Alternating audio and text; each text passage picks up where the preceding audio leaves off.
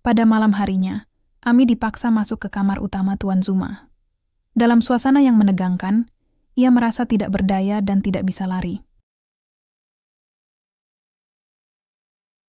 Ami, seorang gadis yang baru saja lulus dari bangku sekolah menengah atas di sebuah desa di Jawa Barat, menatap langit malam yang bertabur bintang. Namun, pikirannya melayang jauh melintasi samudra, ke benua yang asing dan penuh misteri, Afrika. Bukan karena pesona alamnya yang memikat, melainkan karena secercah harapan yang ditawarkan oleh agen tenaga kerja yang baru saja ia temui. Janji-janji manis tentang gaji yang berlipat ganda dan kehidupan yang lebih baik telah merasuki benaknya, membuat tekadnya membara. Bagi Ami, pilihan ini adalah satu-satunya jalan untuk mengubah nasib keluarganya. Ia ingin melihat senyum bangga di wajah ibunya, yang telah banting tulang membesarkannya sendirian. Ia ingin memastikan adiknya bisa melanjutkan pendidikan setinggi mungkin, tanpa harus memikirkan biaya. Bayangan akan rumah sederhana mereka yang bisa direnovasi, dapur yang selalu penuh, dan masa depan cerah untuk keluarganya menjadi motivasi terkuatnya. Awalnya, impian Ami adalah bekerja di Timur Tengah, seperti kebanyakan teman-temannya. Namun, tawaran mendadak dari agen yang menjanjikan gaji 2 kali lipat jika ia mau bekerja di Afrika, membuat ia bimbang. Ketakutan akan cerita-cerita seram yang ia dengar tentang benua itu, beradu dengan janji-janji yang menggiurkan. Setelah merenung panjang dan berdoa, Ami akhirnya menguatkan hati. Ia yakin bahwa ini adalah takdirnya. Demi keluarganya, ia akan mengambil risiko. Perjalanan panjang pun dimulai. Ami harus meninggalkan desanya, meninggalkan ibu dan adiknya, meninggalkan semua yang ia kenal.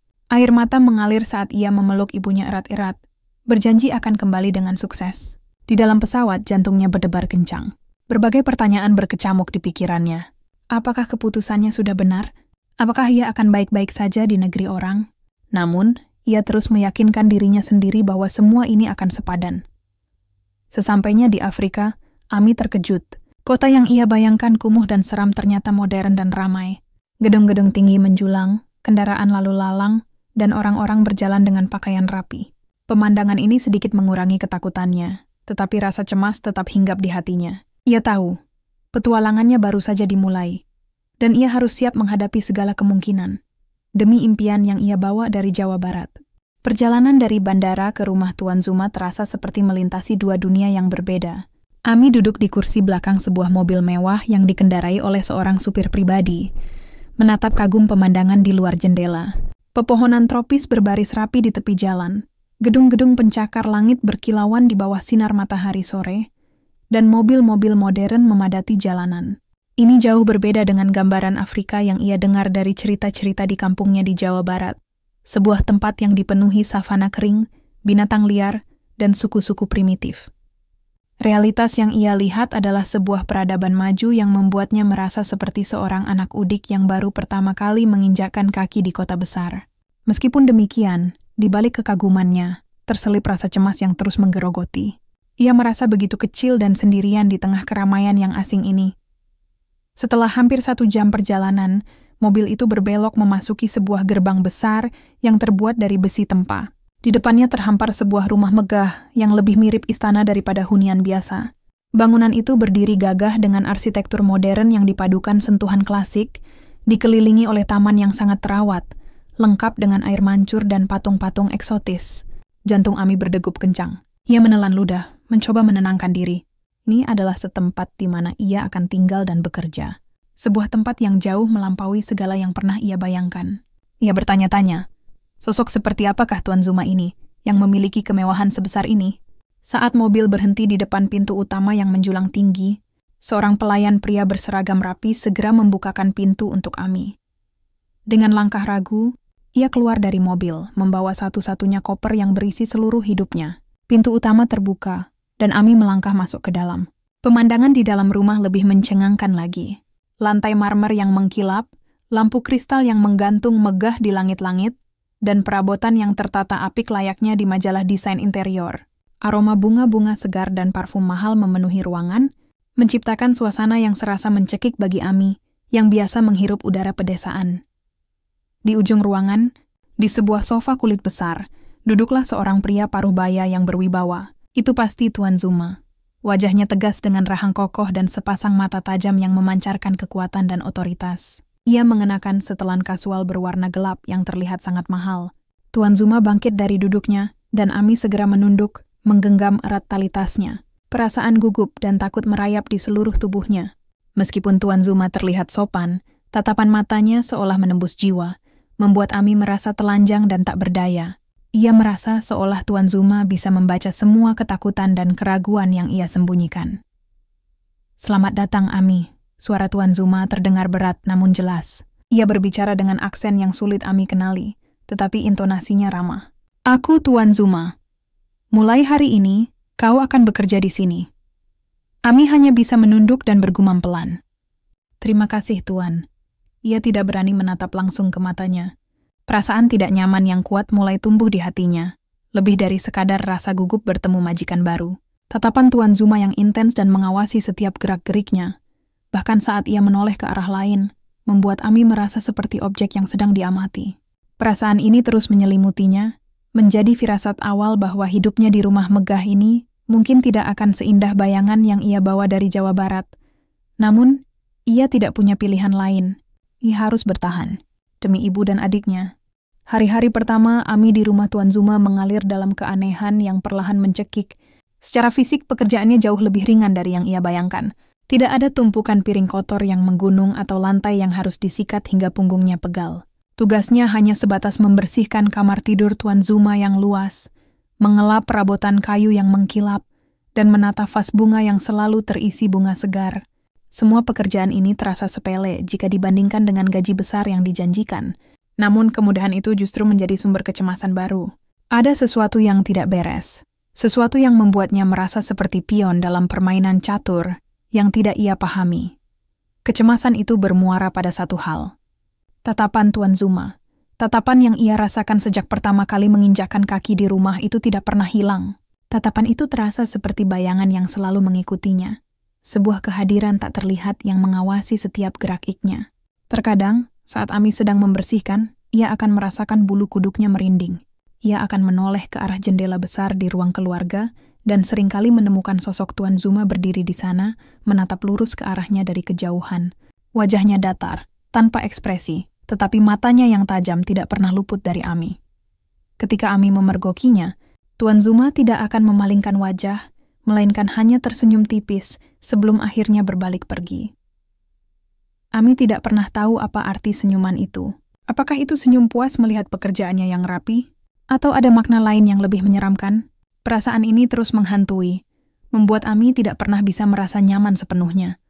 Bahkan saat ia sendirian di kamar yang diberikan kepadanya. Kamar Ami sendiri sangat nyaman, dilengkapi kasur empuk, kamar mandi dalam, dan pemandangan taman yang indah. Layaknya sangkar emas yang begitu indah, tetapi tetaplah sebuah sangkar. Ia merasa terkurung, tidak bisa melarikan diri dari tatapan Tuan Zuma, bahkan saat pria itu tidak ada di dekatnya. Setiap kali ia menyapu atau melipat selimut, ia merasa ada mata yang mengawasi dari balik dinding, dari balik pintu, atau dari balik pot bunga. Rasa tidak nyaman itu semakin diperparah dengan minimnya interaksi dengan staf lain. Rumah itu memiliki beberapa pekerja lain, tukang kebun, koki, dan beberapa pelayan. Tetapi mereka semua tampak sibuk dan menjaga jarak. Tidak ada obrolan ringan atau tawa renyah yang biasa ia dengar di lingkungan kerja. Suasana di rumah itu begitu senyap dan teratur, seolah-olah setiap orang bergerak seperti robot yang diprogram. Ami berusaha menyapa beberapa dari mereka, tetapi ia hanya mendapat respons dingin atau senyuman singkat yang dipaksakan. Hal ini membuat Ami merasa semakin terisolasi, seolah-olah ia adalah satu-satunya manusia yang kesepian di tengah kerumunan yang ramai. Ia menyadari bahwa ia tidak memiliki teman, tidak ada tempat untuk berbagi cerita, dan tidak ada bahu untuk bersandar. Ia benar-benar sendirian, terperangkap di dalam istana mewah ini. Kerja fisik yang ringan sama sekali tidak meringankan beban mentalnya. Justru sebaliknya, beban emosional itu semakin berat setiap hari. Ia rindu suara ibunya, lelucon adiknya, dan keramahan hangat dari tetangganya di Jawa Barat. Malam-malam yang panjang di kamar mewahnya sering dihabiskan dengan menangis dalam diam, merenungkan keputusannya. Mengapa ia merasa begitu tidak bahagia di tempat yang seharusnya memberikan kebahagiaan? Di mata orang lain, Ami mungkin telah berhasil. Ia bekerja di rumah megah dengan gaji fantastis. Namun, hanya dirinya yang tahu bahwa ia telah kehilangan sesuatu yang jauh lebih berharga daripada uang, ketenangan jiwa, Ia adalah burung dalam sangkar emas, memiliki segala kemewahan di sekelilingnya, tetapi kehilangan kebebasan untuk terbang. Tatapan tajam Tuan Zuma menjadi jeruji tak terlihat yang mengurungnya, dan ia tidak tahu bagaimana cara membebaskan diri dari belenggu ini. Firasatnya sejak awal tidak pernah salah. Ada sesuatu yang jauh lebih gelap di balik kemegahan istana ini. Dan Ami baru saja menyadarinya. Hari-hari di rumah Tuan Zuma terasa seperti sebuah ilusi. Ami menjalani rutinitasnya dengan patuh, membersihkan, menata, dan memastikan semuanya rapi. Namun, di dalam hatinya, ia merasa hampa. Kemewahan yang mengelilinginya, lantai marmer yang dingin, perabotan antik yang berharga, dan taman yang dihiasi bunga-bunga eksotis, tidak mampu menghangatkan jiwanya yang beku. Ia seperti berada di film bisu, di mana semua pemandangan indah hadir tanpa suara dan kehangatan. Di balik senyum paksa yang ia tunjukkan, ada jurang kerinduan yang semakin dalam. Setiap sore, Ami sering duduk di dekat jendela kamarnya, menatap matahari terbenam yang memancarkan rona jingga di langit Afrika. Namun, pikirannya melayang jauh, kembali ke Jawa Barat. Ia merindukan suara riuh tetangga yang bergosip di sore hari, aroma masakan sederhana yang dimasak ibunya, dan tawa renyah adiknya yang selalu membuatnya tersenyum. Ia merindukan hujan deras yang membasahi atap rumah mereka, dan bau tanah basah yang muncul setelahnya. Di sini, di istana Tuan Zuma, yang ia dengar hanya keheningan yang mencekam dan sesekali suara deru mobil yang lewat di kejauhan. Keheningan itu membuatnya merasa sendirian. Bahkan ketika ia berada di ruangan yang ramai, Ami mencoba menguatkan dirinya dengan mengingat tujuan awalnya. Ia membuka dompet kecilnya yang usang dan mengeluarkan selembar foto. Itu adalah foto keluarganya. Ibunya dengan senyumnya yang teduh, dan adiknya dengan senyum lebar yang tak berdosa. Foto itu adalah satu-satunya jembatan yang menghubungkannya dengan kampung halaman. Setiap kali ia merasa putus asa, ia akan menggenggam foto itu erat-erat, membiarkan air mata membasahi pipinya. Ami harus kuat, bisiknya pada dirinya sendiri. Semua ini demi ibu dan adik.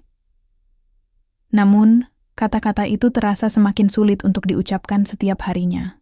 Ia merasa terperangkap dalam sangkar emas ini, sebuah jebakan yang terlihat indah di luar, tetapi penuh dengan penderitaan batin di dalam.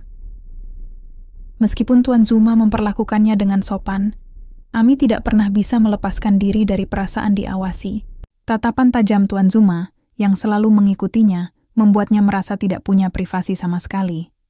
Itu bukanlah tatapan seorang majikan yang mengawasi pekerjanya, melainkan tatapan yang lebih personal dan intens, seolah Tuan Zuma sedang mengukur dan menilai setiap inci dari dirinya. Perasaan ini membuat Ami semakin merana. Ia merasa seolah Tuan Zuma tidak melihatnya sebagai manusia, melainkan sebagai objek yang menarik perhatiannya, sebuah mainan baru yang ia miliki. Ketidaknyamanan ini dikombinasikan dengan kerinduan yang mendalam, membuatnya merasa lemah dan tak berdaya. Suatu malam, saat ia tidak bisa lagi menahan beban di hatinya, Ami menelepon ibunya. Suara ibunya yang familiar langsung membuatnya menangis. Ia tidak bisa berkata-kata, hanya terisak.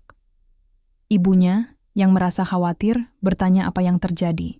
Ami berusaha menahan isakannya dan berbohong, mengatakan bahwa ia hanya merindukan rumah. Ia tidak bisa menceritakan kebenaran tentang tatapan Tuan Zuma yang mengganggu, tentang kesepian yang menghancurkannya, dan tentang ketakutan yang terus menggerogotinya. Ia tidak ingin ibunya khawatir. Setelah percakapan singkat yang penuh dengan kepura-puraan, Ami menutup telepon dan kembali menangis dalam diam. Ia menyadari bahwa ia tidak bisa mundur. Ia sudah berada terlalu jauh dari Jawa Barat. Uang dari Tuan Zuma adalah satu-satunya harapan bagi keluarganya. Ia tidak bisa kembali dengan tangan kosong. Ia harus bertahan. Ia harus menjadi Ami yang kuat, yang berani, yang memutuskan untuk melangkah ke benua asing ini. Ia tidak tahu bahwa keteguhannya akan segera diuji dengan cara yang paling drastis. Ia tidak tahu bahwa kehidupan yang ia jalani saat ini, meskipun terasa menyakitkan, hanyalah awal dari perubahan yang jauh lebih mengerikan. Pada saat itu, Ami hanya tahu satu hal. Ia harus bertahan, demi keluarganya, meskipun ia tidak tahu apa yang menantinya di masa depan. Seiring berjalannya waktu, ada perubahan yang sangat halus namun signifikan dalam perilaku Tuan Zuma. Jika sebelumnya ia hanya mengamati Ami dari kejauhan dengan tatapan dingin dan tajam, kini ia mulai melakukan pendekatan yang lebih langsung. Keheningan yang menakutkan di rumah itu mulai dipecah oleh suara Tuan Zuma, yang secara tak terduga mulai mengajaknya berbicara. Awalnya Ami merasa terkejut dan kaku. Ia hanya menjawab dengan singkat, takut salah berucap. Namun Tuan Zuma tidak menyerah. Ia mulai bertanya hal-hal yang lebih personal. Suatu pagi, saat Ami sedang membersihkan ruang perpustakaan yang dipenuhi buku-buku tebal, Tuan Zuma masuk dan duduk di sofa kulitnya yang besar. Ia tidak membaca, hanya memperhatikan Ami yang dengan teliti mengelap setiap rak. "Ami," panggilnya, suaranya terdengar lembut, jauh berbeda dari nada perintah yang biasa ia dengar. "Ceritakan padaku tentang keluargamu." Ami terdiam sejenak. Ia ragu, tetapi tatapan Tuan Zuma kali ini tidak lagi mengintimidasi, melainkan terasa seperti keingintahuan yang tulus. Ami pun mulai bercerita tentang ibunya yang tabah dan adiknya yang bercita-cita menjadi guru. Ia bercerita tentang rumah sederhananya di Jawa Barat, tentang sawah-sawah yang terbentang luas, dan tentang impiannya untuk memperbaiki nasib mereka. Tuan Zuma mendengarkan dengan seksama, sesekali mengangguk atau tersenyum. Untuk pertama kalinya, Ami merasa seperti manusia, bukan sekadar pelayan. Interaksi seperti itu mulai sering terjadi. Tuan Zuma akan mencari Ami di dapur, di taman, atau dimanapun Ami sedang bekerja, dan memulai percakapan. Ia tidak lagi hanya menatapnya dari jauh. Ia mendekat, duduk di dekatnya, dan berbicara tentang masa lalunya yang tampak kesepian. Ia bercerita tentang bisnisnya yang sukses, tentang kekayaannya yang melimpah, dan tentang kesendirian yang ia rasakan di tengah semua kemewahan itu. Ami merasa tersentuh. Di balik sosoknya yang berwibawa dan penuh kekuasaan, Tuan Zuma terlihat seperti pria paruh baya yang kesepian dan hanya butuh teman bicara. Ia mulai merasa iba, dan sedikit demi sedikit, hatinya yang kaku mulai melunak. Ia bahkan mulai berani mengajukan pertanyaan kecil tentang Tuan Zuma dan merasa senang ketika ia mendapatkan jawaban. Namun, di tengah semua kelegaan dan rasa nyaman yang baru ditemukan, sebuah alarm kecil berbunyi di benak Ami. Ia tidak bisa mengabaikan bahwa Tuan Zuma mulai memperlakukan Ami dengan cara yang terlalu intim untuk seorang majikan. Saat ia berbicara, Tuan Zuma akan mendekat. Tatapannya yang dulu dingin kini menjadi penuh perhatian, seolah ia sedang meneliti setiap detail dari wajah Ami. Suatu sore, ketika Ami sedang menyiram bunga, Tuan Zuma mendekat dan membelai rambutnya dengan lembut. Ami membeku, jantungnya berdebar kencang. Sentuhan itu, meskipun ringan, terasa seperti kejutan listrik yang membuatnya terdiam. "Rambutmu indah," bisiknya. Ami menarik diri perlahan, berpura-pura harus mengambil selang air. Tuan Zuma hanya tersenyum dan tidak memaksa, tetapi Ami tahu ada sesuatu yang tidak beres. Perlakuan Tuan Zuma semakin intens. Ia tidak hanya berbicara. Ia mulai memberikan perhatian yang berlebihan. Ia akan memuji pakaian yang Ami kenakan, bertanya apakah ia menyukai makanan yang disajikan, dan sesekali menawarkan perhiasan atau barang mahal lainnya yang selalu Ami tolak dengan sopan. Ami mulai merasa cemas. Rasa simpati yang ia rasakan terhadap Tuan Zuma perlahan digantikan oleh rasa risih yang kembali muncul. Sikapnya yang berubah dari majikan yang berjarak menjadi sosok yang terlalu dekat dan intim, membuat Ami merasa tidak nyaman. Ia menyadari bahwa tatapan Tuan Zuma tidak pernah berubah, hanya wujudnya yang berganti.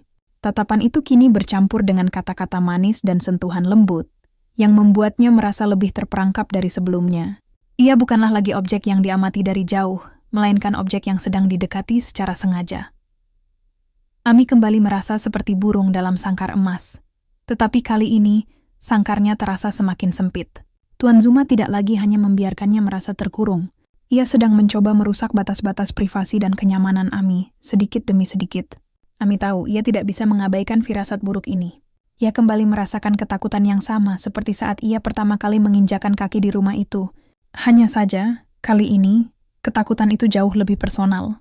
Ami tidak tahu apa yang akan terjadi, tetapi ia tahu bahwa ia harus siap menghadapi segala kemungkinan. Perubahan sikap Tuan Zuma bukanlah tanda kebaikan, melainkan pertanda dari sebuah rencana yang lebih besar, dan Ami akan segera mengetahui apa rencana itu. Sore itu, langit di luar jendela Tuan Zuma tampak cerah. Namun bagi Ami, suasana di dalam rumah terasa begitu gelap. Tuan Zuma memanggilnya ke ruang kerjanya. Jantung Ami berdebar tak karuan. Ia merasakan firasat buruk yang menguar kuat, lebih intens dari firasat-firasat sebelumnya.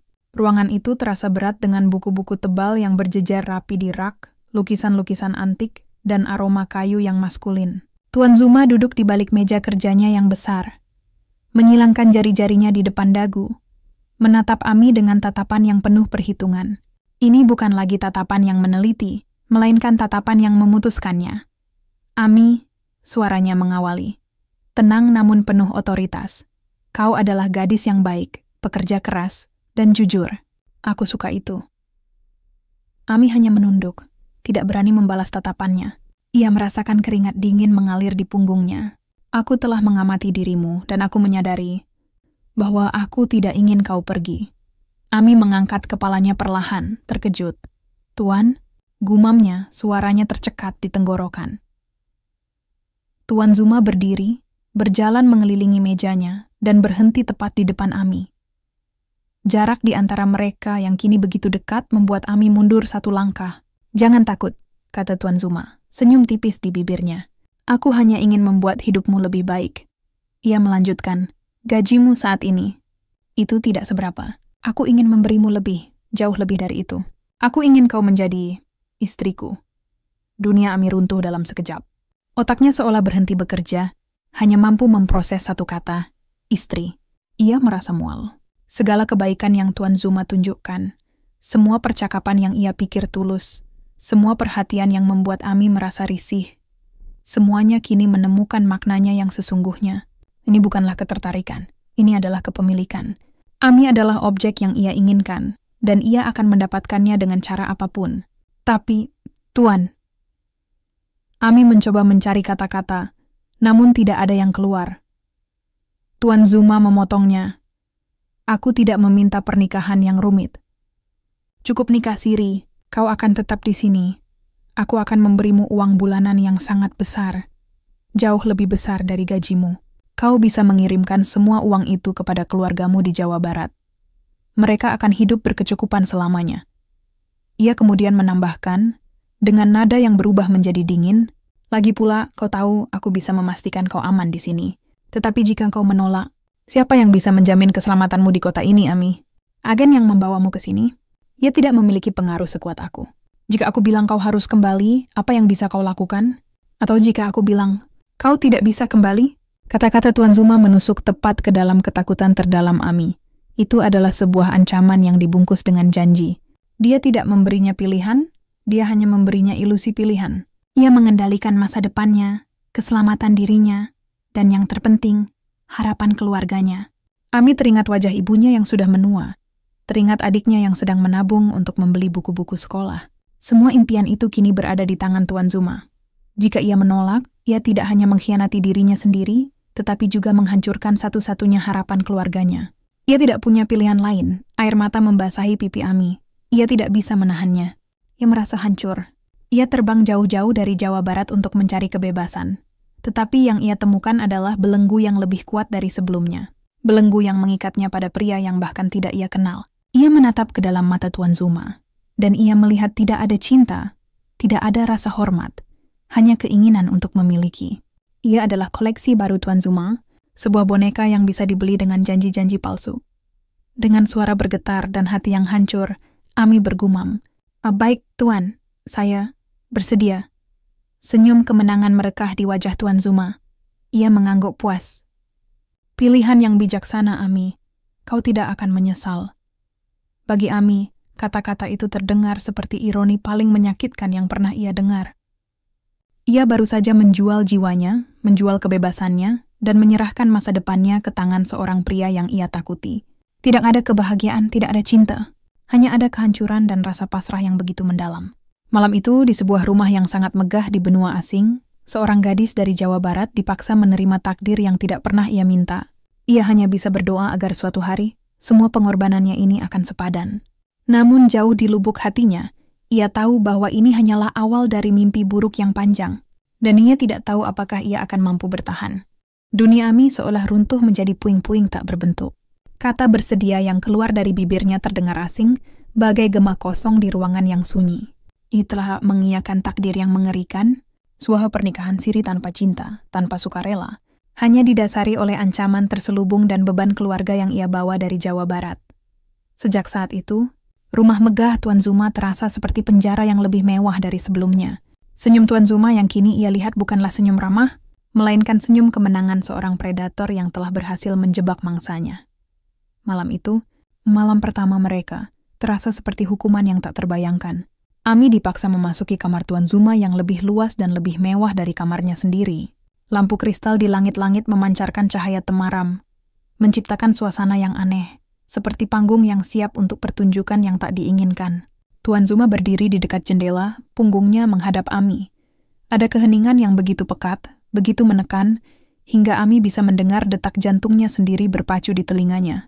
Ia merasa seperti seekor kelinci yang terpojok, menunggu giliran untuk dimangsa. "Malam ini, kau milikku," ucap Tuan Zuma. Suaranya serak, tanpa menoleh. Kata-kata itu, yang pernah ia dengar dari film-film romantis, kini terdengar dingin dan menakutkan. Ami merasakan lututnya lemas. Ia berusaha mengalihkan pikirannya, mencoba membayangkan wajah ibunya, tawa adiknya, hamparan sawah di desanya. Namun semua itu terasa jauh, seperti mimpi yang mulai memudar. Kenyataan yang pahit adalah ia berdiri di dalam kamar ini, di samping seorang pria yang kini memiliki kendali penuh atas hidupnya, atas tubuhnya.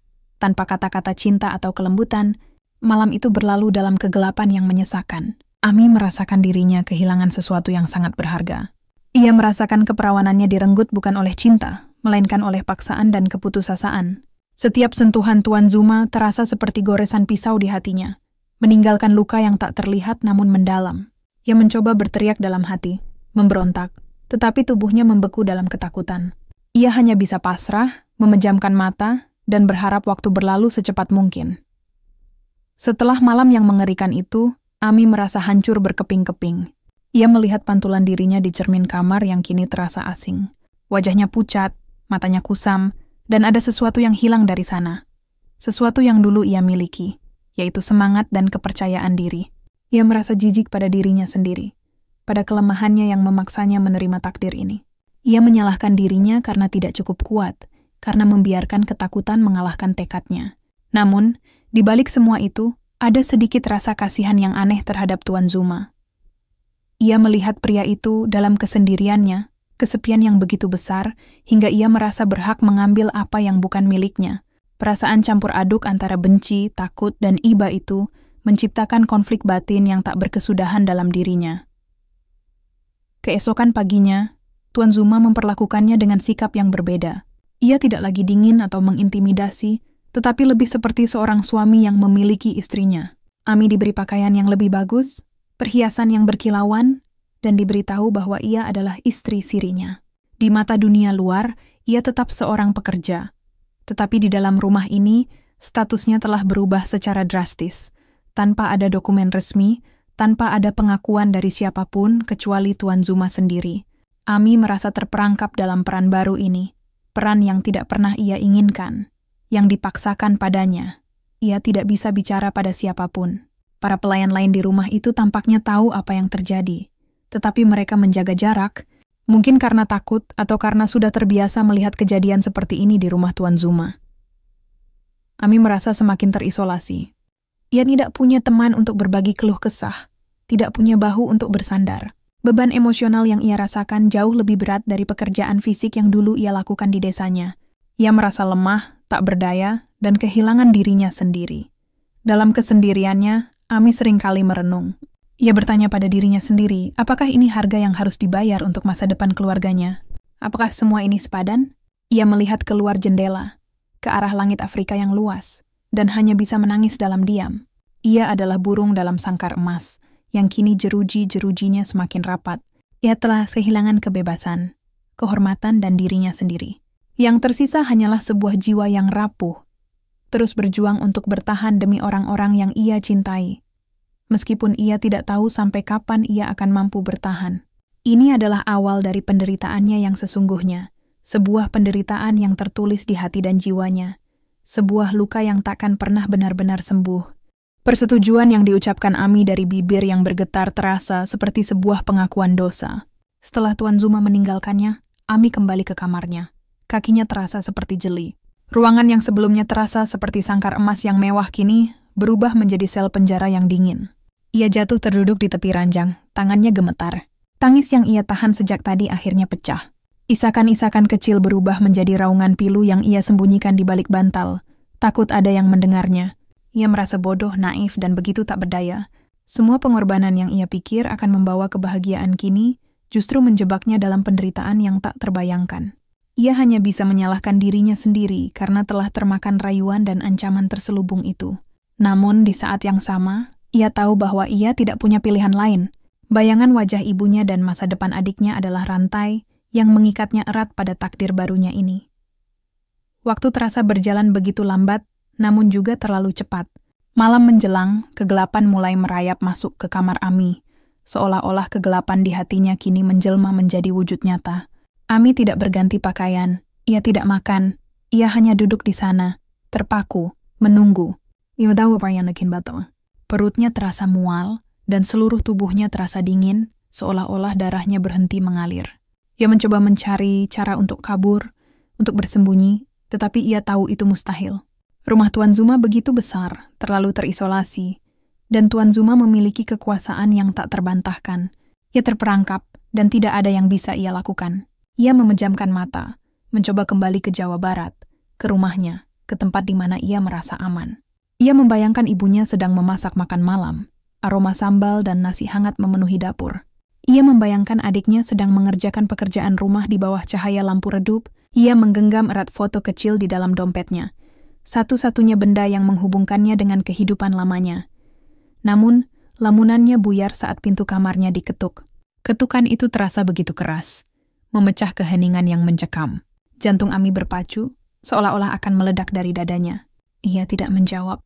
Ketukan itu berulang, kali ini lebih keras dan penuh desakan. Akhirnya, pintu terbuka, dan Tuan Zuma berdiri di sana, siluetnya yang besar mengisi seluruh ambang pintu. Ia mengenakan jubah tidur sutra yang mewah, senyum tipis di wajahnya. Namun, di matanya tidak ada kehangatan. Hanya ada kilatan kepemilikan yang dingin. Ami, panggilnya, suaranya tenang, namun mengandung perintah mutlak. Ikut aku.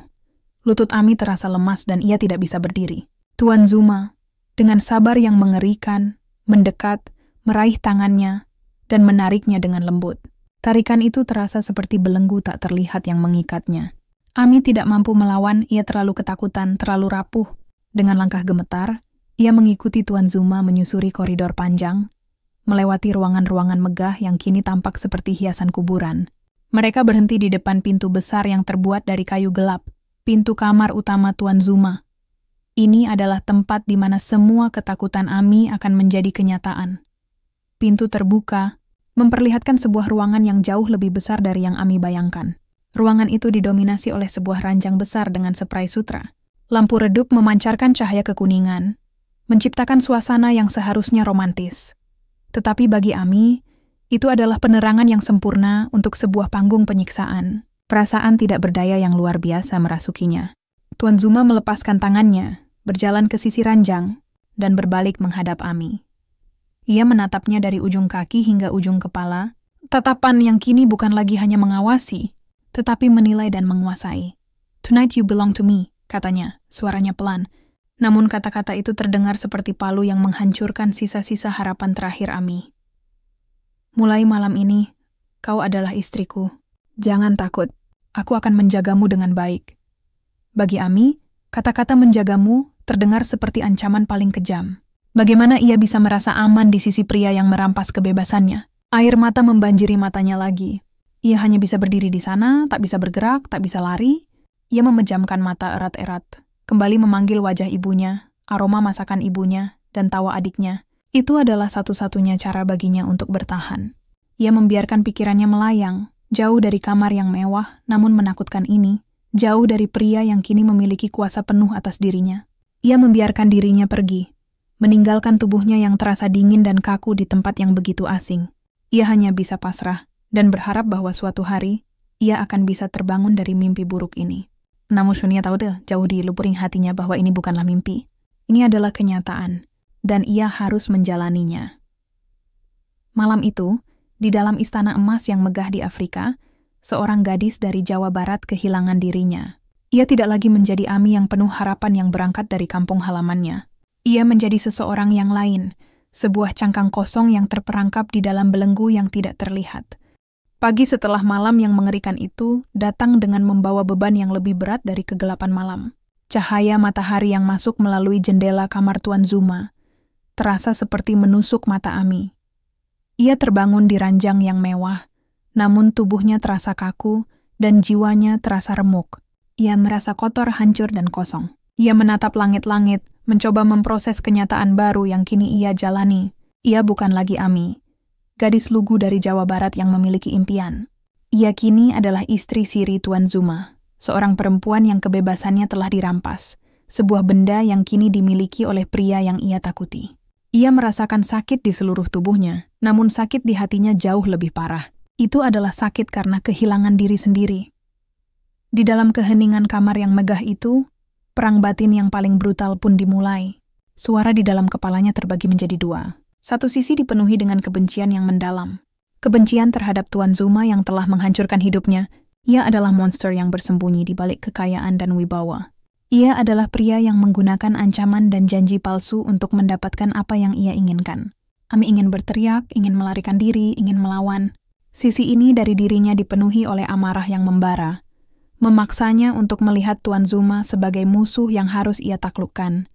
Ia menyalahkan dirinya sendiri karena begitu lemah, karena tidak cukup berani untuk menolak, karena menyerahkan diri demi janji-janji kosong. Namun, di sisi lain, ada suara yang lebih halus, yang perlahan mulai meracuni pikirannya. Suara itu berbisik bahwa Tuan Zuma tidak sepenuhnya jahat. Ia mencoba menenangkan diri dengan mencari pembenaran. Tuan Zuma terlihat begitu kesepian. Rumahnya megah tetapi kosong dari kehangatan. Ia memiliki kecerdasannya, tetapi ia tidak memiliki seorang pun untuk berbagi. Bukankah Tuan Zuma hanya ingin memiliki teman? Bukankah ia hanya ingin seseorang di sisinya? Pikiran-pikiran ini muncul. Entah dari mana, mungkin sebagai mekanisme pertahanan diri Ami untuk bertahan. Ia mulai merasa iba. Ia teringat percakapan-percakapan mereka sebelumnya, ketika Tuan Zuma bercerita tentang kehidupannya yang sepi. Apakah Ami seharusnya melihatnya sebagai korban juga? Perasaan iba ini yang bercampur aduk dengan rasa takut membuat Ami bingung. Ia tidak tahu lagi harus membenci atau mengasihani pria yang kini menjadi suaminya. Rutinitas sehari-hari Ami berubah drastis. Ia tidak lagi membersihkan rumah. Ia kini bertindak sebagai nyonya rumah di samping Tuan Zuma. Pelayan lain memanggilnya Nyonya Ami, sebuah sebutan yang terasa asing dan palsu. Ia diberikan lemari pakaian baru yang penuh dengan gaun-gaun mahal, perhiasan berkilauan, dan sepatu-sepatu mewah. Ia kini duduk di meja makan yang panjang bersama Tuan Zuma, makan makanan lezat yang dimasak oleh koki pribadi. Secara fisik, hidupnya kini seperti mimpi. Ia memiliki semua yang bisa ia inginkan. Namun, di balik semua kemewahan itu, Ami merasa semakin terisolasi. Pakaian dan perhiasan itu terasa seperti kostum yang dipaksakan. Senyumnya di hadapan para pelayan terasa kaku dan palsu. Ia merasa seperti seorang aktris yang sedang memerankan peran yang tidak ia inginkan. Ia telah kehilangan diri sejatinya. Ami yang ceria dari Jawa Barat, yang suka tertawa dan bercerita, kini telah lenyap. Yang tersisa hanyalah cangkang kosong yang bergerak dan berbicara seperti boneka. Setiap malam, Tuan Zuma akan datang ke kamarnya. Ami tidak pernah bisa melupakan kata-kata, "Tonight you belong to me." Setiap malam, ia akan kembali ke dalam dirinya, membiarkan pikirannya melayang ke Jawa Barat, ke wajah ibunya, ke tawa adiknya. Itu adalah satu-satunya cara baginya untuk bertahan. Satu-satunya cara untuk melepaskan diri dari kenyataan yang mengerikan. Ia belajar untuk memisahkan jiwa dari raga, untuk hidup di dalam kenangan, minggu berganti bulan. Perang batin itu tidak pernah berakhir, hanya berubah menjadi kelelahan kronis. Ami tidak lagi menangis. Air matanya telah kering. Ia tidak lagi mencoba melawan atau mencari pembenaran. Ia hanya pasrah. Rasa benci dan iba yang dulu saling bertarung di dalam hatinya kini menyatu menjadi satu emosi. Kehampaan. Ia tidak merasakan apa-apa. Ia hanya menjalankan perannya sebagai istri siri Tuan Zuma, duduk di sisinya, tersenyum di depan para pelayan, dan kembali ke kamarnya di malam hari. Ia sudah kehilangan dirinya, dan ia tidak tahu bagaimana cara menemukannya kembali. Tuan Zuma memperlakukannya dengan baik, setidaknya dalam batasannya sendiri. Ia memberikan Ami perhiasan, ponsel baru, dan semua fasilitas yang ia butuhkan. Namun semua itu tidak bisa mengembalikan kebebasan Ami, tidak bisa mengisi kehampaan yang ia rasakan. Setiap kali Tuan Zuma memberikan sesuatu, Ami hanya merasa semakin kecil, semakin tidak berarti. Ia menyadari bahwa semua pemberian itu adalah cara Tuan Zuma untuk membelinya, untuk memilikinya seutuhnya, dan untuk meredam suara protes yang mungkin muncul dari dalam dirinya. Malam-malam tanpa akhir dihabiskan dengan mata terbuka, memikirkan keluarganya. Ia mengirimkan uang yang Tuan Zuma berikan, dan ia tahu, di seberang samudra sana, ibu dan adiknya kini hidup berkecukupan. Mereka tidak perlu lagi khawatir tentang makanan atau biaya sekolah. Mereka bahagia. Ami memegang erat kebenaran ini, menjadikannya satu-satunya alasan untuk terus bertahan. Ia adalah seorang martir, mengorbankan kebahagiaannya sendiri demi kebahagiaan mereka. Perang batin telah ia menangkan, dan ia telah kalahkan dirinya sendiri. Ia telah menyerah. Ia telah menjadi Nyonya Ami yang dingin dan kosong, yang hidup di dalam sangkar emas, menunggu hari di mana ia bisa kembali ke rumah, meskipun ia tahu bahwa Ami yang dulu telah hilang selamanya. Malam-malam di istana Tuan Zuma, yang tadinya hanya dihabiskan dengan tatapan penuh perhitungan, kini menjadi malam-malam yang tak berujung dalam kehampaan emosional. Ami telah mencapai titik terendah dalam hidupnya. Perang batin yang berkecamuk di dalam dirinya telah mereda, bukan karena kemenangan, melainkan karena kelelahan yang absolut. Ia telah kehilangan dirinya sendiri, terpecah belah menjadi fragmen-fragmen tak berarti, di mana satu bagian meratapi apa yang telah hilang, sementara bagian lain hanya bisa bertahan tanpa merasa. Pagi hari kini datang tanpa harapan. Ami bangun di ranjang yang dingin, di samping sosok pria yang telah merampas kebebasannya. Ia tidak lagi merasakan kengerian yang mendalam seperti di awal, tetapi justru rasa mati rasa yang lebih mengerikan. Tubuhnya bergerak secara otomatis, menjalani rutinitas yang sama setiap hari. Ia akan bersiap, mengenakan pakaian mahal yang diberikan Tuan Zuma, lalu turun untuk sarapan. Tuan Zuma akan duduk di kepalanya meja, membacakan berita dari ponselnya. Sementara Ami hanya duduk di sana, memandang makanan yang tersaji di hadapannya dengan pandangan kosong. Ia makan karena tubuhnya membutuhkan energi, bukan karena ia menikmati rasanya. Ami, Tuan Zuma pernah berkata suatu pagi, suaranya lebih lembut dari biasanya, tetapi tetap tidak mampu menembus dinding kehampaan yang mengelilingi Ami. Kau terlihat sedikit pucat hari ini. Apakah kau baik-baik saja? Ami hanya mengangguk lemah, tanpa mampu menemukan kata-kata untuk diucapkan. Bagaimana ia bisa menjelaskan bahwa ia merasa seperti hantu di rumahnya sendiri? Bahwa setiap sudut istana ini dipenuhi oleh kenangan akan kehilangan dirinya? Bahwa setiap barang mewah yang ia sentuh terasa dingin dan asing? Ia hanya bisa mengangguk, sebuah gerakan kecil yang menandakan persetujuannya atas kebohongan yang ia jalani. Tuan Zuma tersenyum, puas dengan jawaban singkat itu. Ia tidak benar-benar peduli. Baginya, Ami adalah properti baru yang harus diperlakukan dengan baik agar tidak rusak. Para pelayan di rumah itu bergerak seperti bayangan. Mereka telah terbiasa melihat Nyonya Ami yang pendiam dan pucat. Mereka tidak tahu apa yang sebenarnya terjadi di balik tembok-tembok megah ini. Mereka hanya melihat seorang wanita muda yang beruntung, yang dinikahi oleh seorang pria kaya dari benua lain. Mereka tidak melihat perjuangan batin Ami, keputusasaan yang merayap, atau rasa kehilangan diri yang begitu dalam. Ami merasa terisolasi, bahkan dari mereka yang seharusnya menjadi rekan kerjanya. Henry adalah seorang asing di antara orang-orang asing, terbungkus dalam kepura-puraan yang begitu tebal, sehingga ia sendiri sulit untuk melihat apa yang nyata. Ponsel baru yang diberikan Tuan Zuma tergeletak di meja kamarnya, seringkali berdering dengan pesan-pesan dari keluarganya di Jawa Barat. Ibunya bertanya kapan ia akan pulang, adiknya mengirimkan foto-foto kelulusan sekolahnya. Ami akan membalas pesan-pesan itu dengan singkat, mengucapkan bahwa ia baik-baik saja dan akan segera kembali. Setiap kata yang ia ketik terasa seperti tusukan ke dalam hatinya. Ia ingin memberitahu mereka tentang penderitaannya, tetapi ia tahu itu akan menghancurkan mereka. Ia harus menjaga mereka tetap bahagia. Dan itu berarti ia harus terus berpura-pura. Foto keluarganya di dompetnya kini hanya menjadi pengingat akan kehidupan yang telah hilang, sebuah jangkar yang menahannya di tengah badai yang tak kunjung reda. Beberapa kali, Ami mencoba mencari celah untuk melarikan diri. Ia akan berjalan ke gerbang utama, memandang jalanan di luar, membayangkan dirinya berlari sejauh mungkin. Tetapi ia selalu kembali. Di mana ia akan pergi? Ia tidak punya uang, tidak punya kenalan, dan ia tahu bahwa Tuan Zuma memiliki kendali penuh atas hidupnya. Ancaman yang ia lontarkan saat lamaran pernikahan siri itu bukan hanya kata-kata kosong. Ia tahu Tuan Zuma mampu menghancurkan hidupnya sepenuhnya, termasuk kehidupan keluarganya di Jawa Barat. Jadi, ia memilih untuk bertahan. Bertahan bukan untuk hidup, tetapi untuk tidak menghancurkan orang-orang yang ia cintai.